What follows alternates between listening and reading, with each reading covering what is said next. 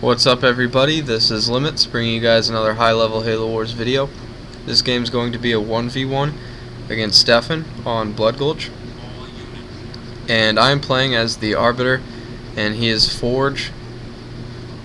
And I don't play enough 1v1s to give a leader analysis here of what each player should do and who has the advantage typically.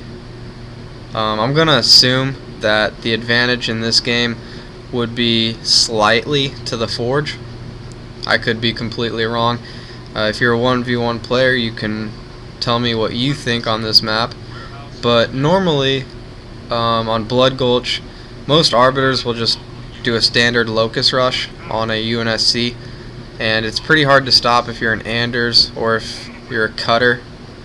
But against a Forge, since you have heavy supply pads, you can afford to build early turrets and pump a lot of infantry. I really think that Forge is going to be hard to effectively execute a Locust Rush. So this game I'm going to be playing it a little bit different and playing it through experience. Normally when I play UNSC players, I'll get two hogs that try and ram my Suicide Grunt. So what I do this game is I go Temple second, and I want to keep my Arbiter kind of lingering around my base waiting for those initial hogs to camp my portal. And so I'm going to upgrade my first pad because I think that I'm going to lose a little bit of economy by not grabbing my hook right away, and hopefully upgrading my pad here right away will kind of level it out so it doesn't affect me as much as we get later on into the game.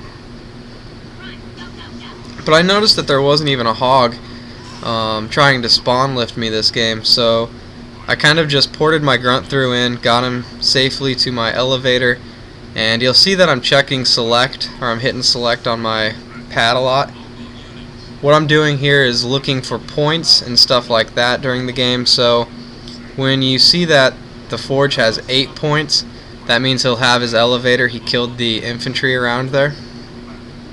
You can also use the Fog of War and click his elevator to see if it's highlighted up in green. So anyways, what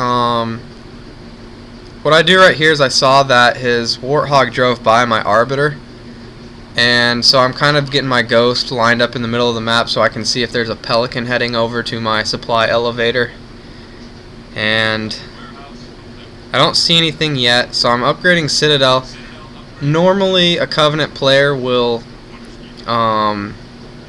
get Jackals out and try and grab a lot of hook control here, but kind of what I'm thinking at this point in the game is, since a UNSC, especially a Forge, is spending so much money on building infantry and trying to get hooks and complete hook control on the map, I'm going to try and get early air out and just attack his base and hope that I can hold down vehicle depots and stop him from building anything on his base really early game. And since I'll be able to do that early game, it would force him to use infantry and spam maybe Marines for an anti-air, which would not be really effective, and it would allow me to later take control of the hooks. So that was my initial plan this game. He scouts it out really early. As you can see, he's got that Warthog sitting next to my base. I'm going to try and trick him right here. I kind of run my Arbiter off and I wait to see if his flamethrower is going to go towards my Grunt. That way if he drops out and tries to flame my Suicide Grunt, I can go and rage and kill it really quickly.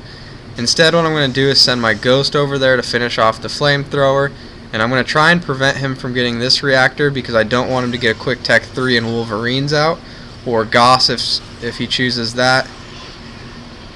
And I'm unsuccessful. He did actually get his hook before I could stop him. I did leave the Rebels to try and do as much damage as they possibly could to his unit, but he has a Marine and not a flamethrower in there, so that Marine's going to be able to easily clear out the rest of that reactor.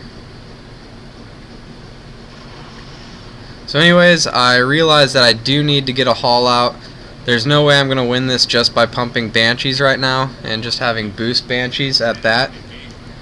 So what I am going to do here is I am going to port in my Banshees, and I'm going to rage the flamethrower that was right there. And I do have my suicide grunt that ported through, so I'm going to slowly take this hook back with my banshees and my suicide grunts. And since my haul is getting up, I can get away with just porting in maybe 1 or 2 jackals to help speed up the process. Also, I'm keeping an eye on my reactor this game. I noticed that he hasn't taken it because it's not lit up. I know I really neglected my reactor, so I was kind of worried about that, especially since he already has his reactor and it's not hard for a forge to get tech 2 up on his base right away. So I'm assuming he does have tech 3 right now and he's already pumping wolves or teching goss, whatever he chooses. And so now I'm going to worry about the reactor next to me.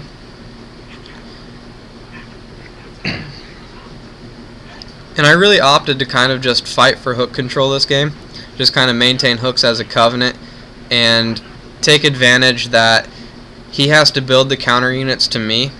And since I have banshees, I can boost around and dictate where his wolverines are going to be.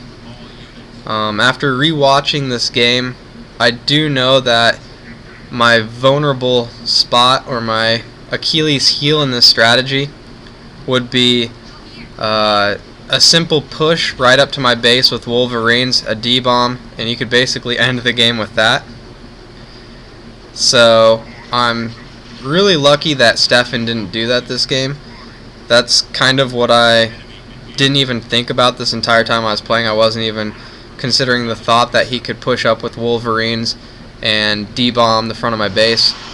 Although I think by the time he's going to have enough numbers to do that, I might have too many banshees and too much tech.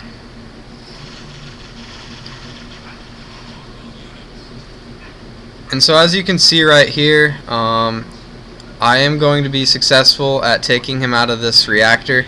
He does pop that one squad right in there and stalls me just a little bit more, but I am tech 2. I'm deciding to tech my Arbiter to fight the Wolverines, and since I'm going to be able to get tech 3 right here, that means I can get Sacrifice, which I think is going to be huge this game, because Sacrifice Banshees alone is going to really force Stefan to at least have dual launchers on his Wolverines to be effective in countering the Sacrifice. And that means he's going to have to build quite a few Wolverines to deal with this many Sacrifice Banshees, and that's going to give me a lot of free range with my Arbiter and being able to use my leader. So as you can see, I'm keeping a really good eye on my Banshees. I can't afford to lose them because I'm teching a whole lot right now, so I need to keep my numbers high. And as you can see, as far as hook control this game, I have 3 of the hooks and he only has 1.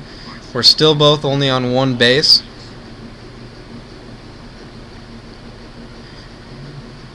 And my jackals placed off to the side of the map. I'm planning on somehow sneaking over and taking his supply elevator from him at some point in this game.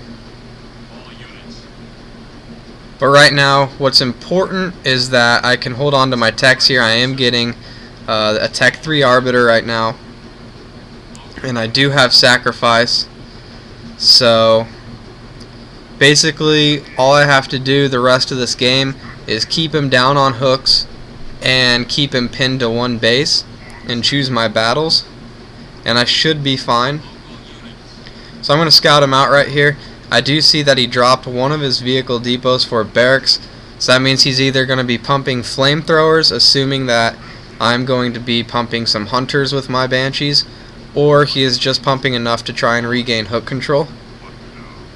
And as you can see right there, he does have a few flamethrowers with about a few wolves behind it, so I'm going to choose not to do anything about that. I really can't. I don't have the numbers quite yet.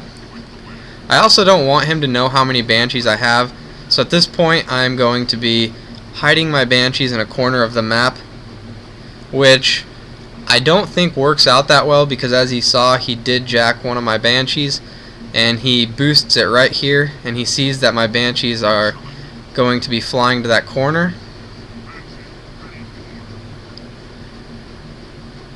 So there's nothing I can really do about that, but I do see that he is going to be trying to send just a few flamethrowers to take my elevator, which I cannot afford to lose. So I'm going to just rage this down, and he did not bring the Wolverines, so we're set in that aspect. And I'm going to go straight back to his reactor now and take him out of the reactor. I'm unaware of what tech he completely has on his base right now. I know he has 2 for sure. I'm unaware if he upgraded and maybe down tech so he could double or triple pump units. So taking out this reactor is going to force him to at least use 2 slots on his base, as you can see right there. And I took him out, so I'm going to be boosting to the back of his base. This is when I'm actually going to attack, try and knock down some turrets. And I see that all of his Wolverines were heading up to the reactor, and I have a Tech 3 Arbiter, so this should be no problem in killing all these Wolverines. Especially with the money that I have piled up, I should be set for a while here, or at least enough that I can do a significant amount of damage. And you see that he drops a D-bomb. It's actually a well-placed D-bomb to the point where I can't keep my Banshees on his base. I have to boost my Banshees out, keep my numbers up. And I go right back into rage mode because he follows my Banshees to where I was boosting them, right back into my Arbiter here. And I'm going to finish off just a few more Wolverines here. And I'm going to get out of rage mode. It's really important that I just kind of savor up my Arbiter and make sure that my Banshees aren't taking any unnecessary losses. And so I'm going to take him out of the supply elevator here and kill all these units around it so he can't just simply walk right back into the supply elevator. And then I'm going to boost away as soon as I do that, before the Wolverines show up. And instead of just boosting completely out, I'm going to go right back to his base because I know the Wolverines are heading to the hook. And I see that the dual reactor that he built is pretty damaged, so I'm going to go ahead and focus that down.